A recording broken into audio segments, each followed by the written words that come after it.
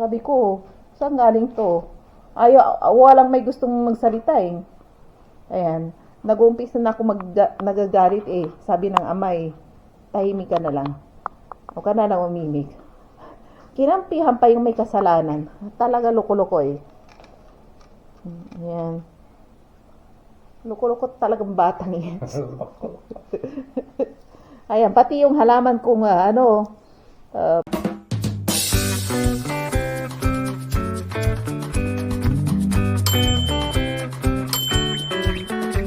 tingnan niyo yung ginawa ng anak, magaling kong anak, oh. Ayan. Nawala lang ako kanina kasi pumunta ako doon sa munisipyo. Pagbalik ko ba naman sirang-sira na, oh. Tingnan niyo, oh. Ayan, oh. Sinira nilang takip ng ilaw to, eh. Napakamahal nito. How expensive this light? How expensive this light? I think 5,000. Oh. Oh? Oh my God. Tingnan niyo, oh. Ginawa, oh. Kasi kanina, nandito yung kaibigan niya. Yung kaibigan niya sa kaklase niya. Nagpuputbol sila dito sa loob ng bahay. Nako, sigaw ako ng sigaw. Doon sa kwarto ko nga, doon sila nagpuputbol. Ikaso nga lang kanina, umalis ako. Naglakad-lakad ako, nag-exercise sa around city. Ayan. Pagbalik ko, ngayon lang, nakita ko to, oh. Tahimik siya eh. Andito yung ama niya na nag-vacuum. Ayan, oh. Ito yung sinira nila na ilaw. Napakagandang ilaw. Iniingat-ingatan namin. Kamahal-mahal. Isang iglap lang. Binasag nila. Basag na basag. Ayun, tingnan nyo yung nangyari ngayon, oh. Wala na. Patapon na ng ilaw to. Itatapon na namin. Hindi naman pwede namin i-tape yan. Para namin i-tape yan, oh. Sirang-sira, oh. Tingnan nyo, oh. Nagkawarak-warak. Warak-warak. Kaya, ayun, nag-vacuum yung asawa ko sa baba. Diyan kanina. Ayan, kasi may mga bubog eh. Mga luko-luko ba naman eh. Yung isa binatil yun eh. Kung minsan pa nga dyan sila sa taas. Nagbabaging. Kapag yan nasira rin, nako. Napakamahal yan. Ewan ko ba, ayun tahimik. Dati-dati kung nagsasalita ako rito, naninigaw yan. Ngayon, alam niyang mali siya. Kaya yan, tahimik siya. Yung batang yan, tahimik. Kahit na anong sabihin mo, tahimik siya. Kasi, kung hindi, mapapalo yan. Kanina, nagsisigaw-sigaw na ako. Sisigaw-sigaw ako, nagagalit ako. Tahimik. Hindi kagaya dati. Kapag nagagalit ako, nagagalit din siya. Ngayon, tahimik na tahimik. Ayan. Ayan, tingnan niyo. Dati-dati nagsasalita ako rito. Sigaw yan na sigaw. Hindi makaimik ngayon eh, kasi alam niya kasalanan niya. Ayan, ganyan ang may mga kasalanan. Tahimik. Ay, nako, ewan ko ba. Siguro sa pagbato nila ng bola, natamaan yung ilaw. Di salamin yun eh. Napakamahal pa naman yan. Ay, nako. Yung lalaki yun, halos araw-araw siyang nandito sa bahay namin. 12 anyos lang yun, no? Mas matangkad pa sa akin. Kaso nga lang, ang isip niya, parang bata, 6 years old. Parang ganun. Katulad ng anak ko. Sigaw sila ng sigaw, tapos tawa sila ng tawa. Kanina nagkulong sila sa dalawa yun sa CR. Hindi ko alam kung anong ginagawa na, tapos pagpasok ko, yung sahig, punong-puno ng tubig.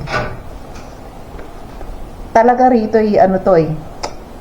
kapag nandito yung mga kaibigan niya, rito, ang gulo-gulo ng bahay ko. Ayan.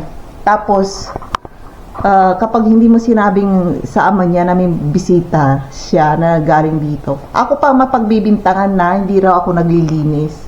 Tingnan mo naman yan, oh. Inalagaan ko nga ang bahay na to. Tapos ako pa pagbibitang hindi naglilinis dahil sa batang yan. Hindi man lang sinabing galing dito yung ano, kaklasiko ganon. Hindi, tahimik din. Yan.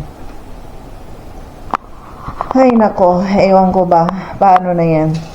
Ito kapag nasira tong lamisang to. Ayan, ito akala ko ito ang nasira eh. Sabi ko kanina, anong nasira dito? Sabi kong ganon. Sabi ko, saan galing to?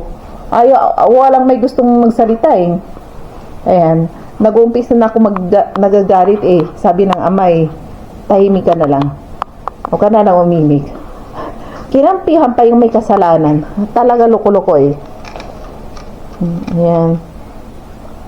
Loko-loko talagang batang yan. Ayan, pati yung halaman kong siguro na ano to, na napuntiri ng bola. Ayan, tignan niyo yung ginawa. Iningat-ingatan ko mga gamit dito, pinagsisira. Ay, nako. Siguro yung kaklase niya bukas wala rito. Ay, sabi ko, nung last month yata, yung isa nilang kaklase, nabalian din ng buto. Kasi sa kakalaro na ganito, ayan, nabalian ng buto. Kaya, kanina, parang ayaw kong lumabas.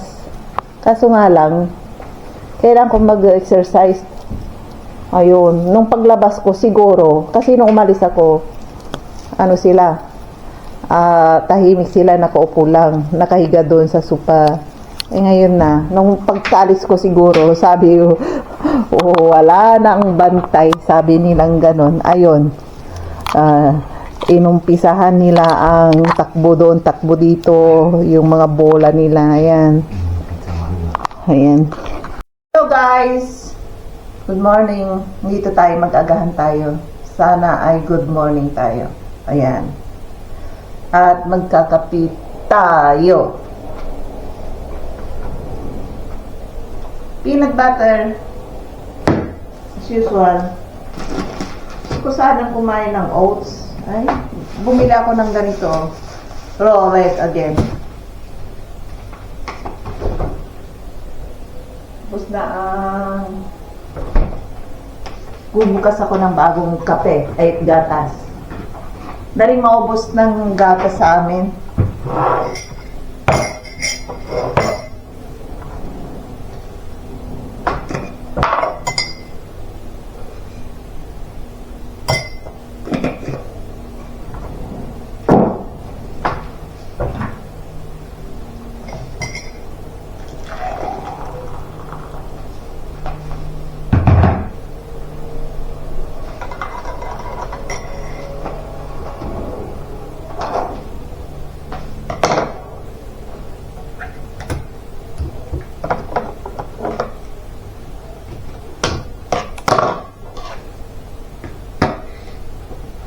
Ayan, kape tayo. Tingnan niyo kung paano ako maglagay. Ay, gatas.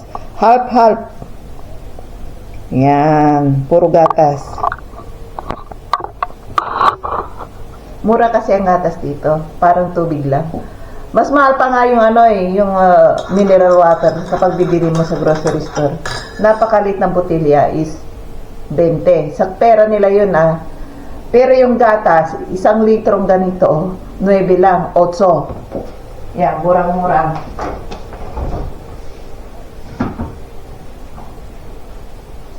Kaya, ang mahal. Yan, lagyan natin ng honey. Nakalikit sa kamay ko. Tingnan yung honey, oh. Yan ang ma-original na honey. Kunti lang kasi napakatamis. Ilagay ko rito para hindi malapit lang. Ayaw kasi yung oats. Ba? Ayan, ganyan lang yan. Yan Mura ang mga honey dito. Magkano ang honey dyan sa Pilipinas? Ayan. Kailangan initin ko ulit yung kape ko kasi itong gatas is galing sa refrigerator, malamig. Kalahati ang nilagay ko. Katapos kalahating mainit. Wala nang init. maligamgam na lang. Kaya, maglalagay ako ilalagay ko sa microwave.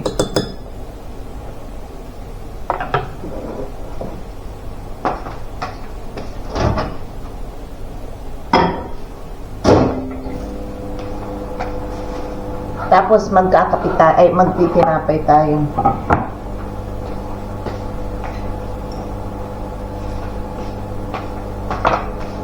Yun ito yung sinasabi ko sa iyo, yung ito para sa pampalinis ng bituka, pampaibag or pampalit ng tiyan. Maganda, ting umaga talaga iibag ka eh. Ayan kunti na nga lang eh. Bago ako kumain ngayon, kumain ulit ako ng 4. Baka mga next week, ilo-lower ko na yung kung ilang piraso yung kakainin ko. Kasi sa isang araw, 10 or 8 piraso. Baka next week, ang kakainin ko na lang, 6 na lang. Para kasi sabi sa instruction is, after 2 weeks, i-lower mo yung dosage ng yung pagkain nito. Mga na lang, yun, 6 na piraso isang araw. So, 3. Kaya kasing lunukin eh. Ayan. May anak ko rito, hosta. Ayan, hindi na naman kinain ng asawa ko yung hosta niya. Sayang.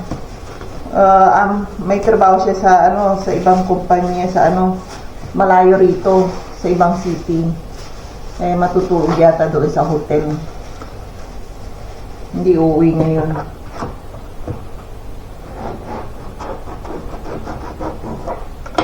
Ay nako. Yan, kain tayo. Ano ba yan? Kuha tayo ng ito.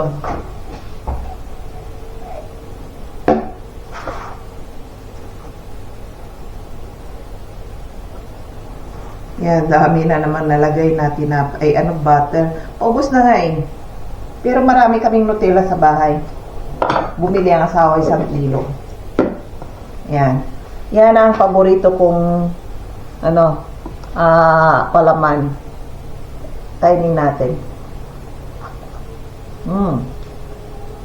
Sarap.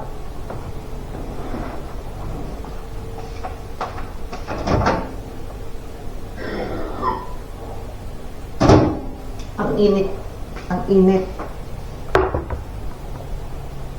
Ang daming naman. Alam niyo ba, kahapon, umalis lang ako, hindi nandito yung mga kaibigan ng anak ko.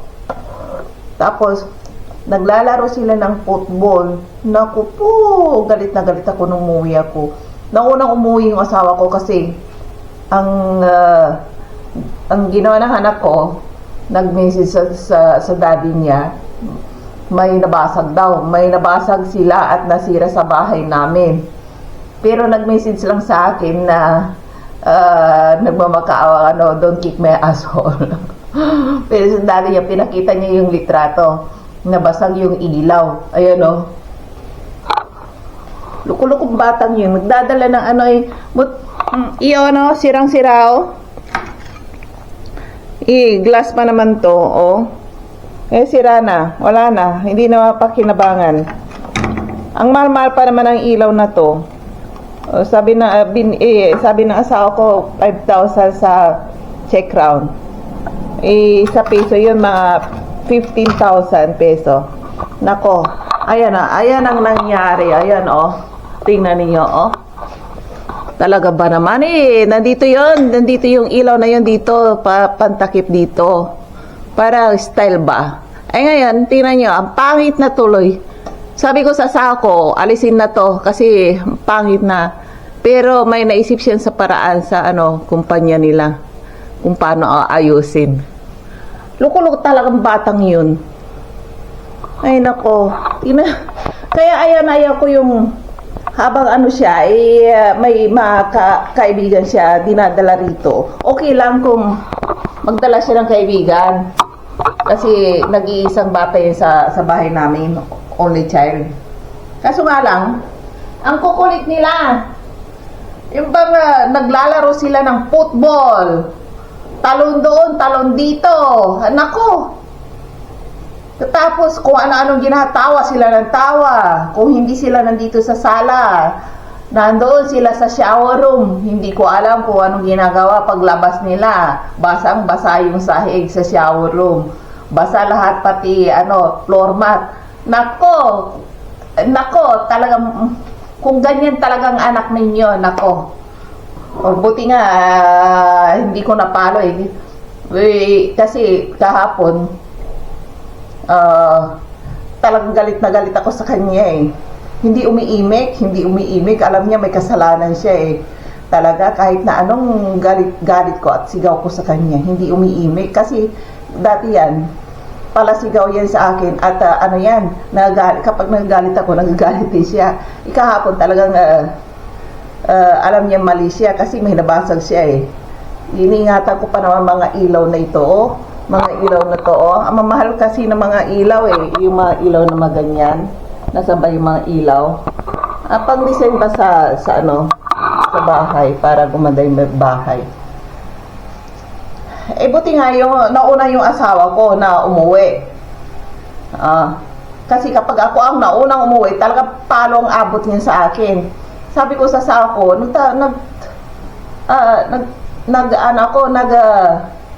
nag-iisip, bakit sabi ko, naglilinis yung asawa ko, bago ako umalis, sabi kong ganun.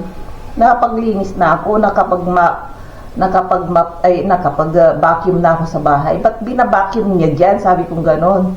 Yes, dito nagba-vacuum siya doon hanggang doon sa sopa. Ayan, doon talaga ang doon sila nagtatalon-talon doon. Tapos sabi ko sa Sao, anong nangyari? Ba't ka naglilinis? Hindi ko pa nakikita kasi na may yung salamin Hindi siya nagsabi, tahimik din siya. Marumi ba? Sabi niya, sabi niya gano'n sa akin. So, okay, sabi ko gano'n sa kanya. Pero nung lumapit ako, nakita ko yung salamin dito. Nandito. Sabi ko, ano nangyari? Sabi ko, walang gustong walang gustong umimik tahimik din yung asawa ko. Alam niyo, galit ako Ano nangyari? Ayaw niya akong walang gustong mag-reply sa akin. Sabi ko, tapos tumingin ako sa taas. Sinasabi ko na nga ba nabasag yung sa salamin sa ilaw. Sabi ng asawa ko, kalat ang salamin, pati mabubog, pati dyan sa sopa. Sabi niya, kaya binacuum niya. Sabi, ba't ka kasi umalis? Sabi niya sa akin, alam mong may mga bata rito, umalis ka pa. Sabi niya gano'n. Hindi na mga bata yan, sabi kong gano'n. Mga teenager na yan. Bago ako umalis, sabi kong sa kanya. Basta yung kaibigan niya kasi ang tangkad niya pa sa akin.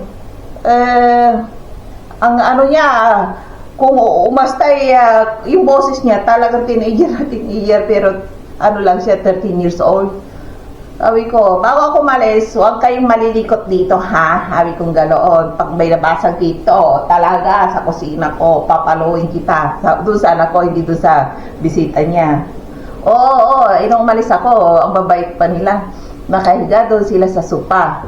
Doon sila sa sopa na nakahiga doon, naglalaro ng cellphone nila. Sabi ko, mabait naman nila.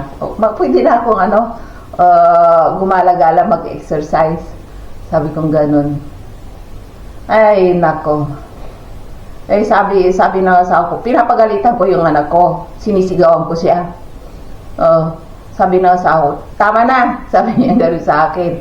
Tama na. Sabi niya gano'n, wala na tayong magagawa. Basag na. Oo nga naman, basag na. Wala na magagawa. Kahit na galit ko sa kanya, hindi na maibabalik. Pero huwag na niyang ulitin. Ay nako. Buti nga nandito yung tatay niya. Kung wala yung tatay niya rito, talagang palong abot niya sa akin. Nandito yung ama niya, kahit anong kasalanan ng anak niya niyan, nako, kakampi pa rin niya.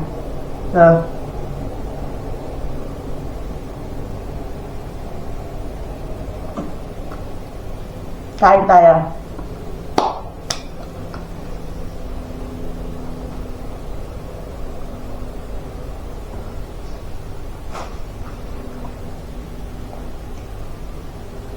Nasa school siya ngayon eh. Mamaya siguro na naman. Iba't ibang kaklase niyang dinadala niya sa bahay eh. Kasi pinapayagan ko kasi. Huwag lang silang malikot. Yung isa, gusto niya pumunta rito kasi, alam niyo, ang takaw niya. Parati akong magbibigay sa kanya ng pagkain kung anong mayroon dito. Pinaglulutoan ko sila ng mga pagkain dito. Nagluluto ako ng kung ano-ano gusto nila. Makain rin sila ng rice with pork chop with kamatis. Gustong-gusto nila. Ay, papakita ko sa inyo kung paano sila kumain. Ang sarap ng kape. Ang init pala nung nilagay ko sa microwave. Nakakatakot yung mga bata kapag grupo silang pupunta rito. Kailangan may isang matandang nandito.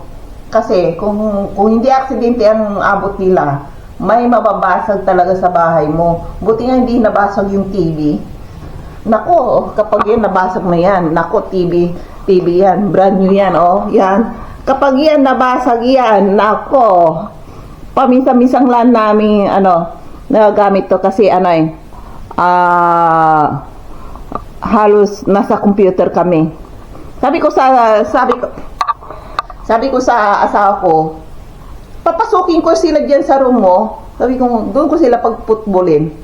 Sabi ko gano'n, wag, sabi niya gano'n. Ayaw niya magpapasok doon sa kwarto niya kasi maraming masisira doon. Nandoon lahat ang gamit niya sa computer, tapos yung computer niya sa trabaho. Sabi niya, kapag computer ko ang nasira, talagang palo rin ang abot niya sa tatay niya, iniingatan niya yung computer niya. Kasi pag walang computer, hindi siya makakapagtrabaho. Yan.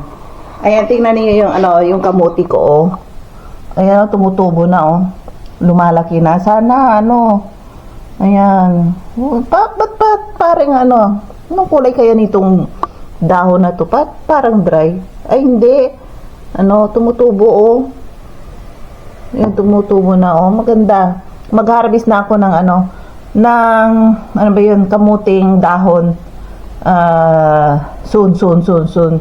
At na akong kumain ng kamuting dahon eh. Kasi wala rito yan eh. Wala yan. Kaya yan. Ayan, dyan sila nagtatalo dyan sa sopa na yan. Last time, alam niyo ba, nasinira nila rin tong supang to. Dyan sila, nagtatalon dito. Tapos ito, ay ba, naalis din. Buti nga, nirepair na sa ako. Balik ulit sa dati. Pero ngayon, alam na ng anak ko, may sira dyan. Hindi na sila nagtatumbling dyan. Ang inaano ko lang, kasi dito, may lemon to, matinik. Kapag sila, pagtalo nila or pagtumbling, natusok ang mata nila rito. Naku! Sa delikado kasi may pananagutan ako sa kanila. Delikado. Kung diyan talaga kung natimpuhan yung mata nila, aksidente, nako. Kaya ayaw ko kaya kapag nandito sila kahapon, nagsisigaw na ako, sabi ko tumahimik na kayo. Kung gusto yung football, doon kayo sa labas. Sabi ko gano'n sa kanya. Ayaw din nila pumunta doon. Nako, talaga mga bata ba naman yan. Tara. May anong oras na? May nandito na yung anak ko. Siguro yung isa niyang kaklase, hindi yung pupunta rito. Yan. Tara, mamaya na tayo magkwentuhan.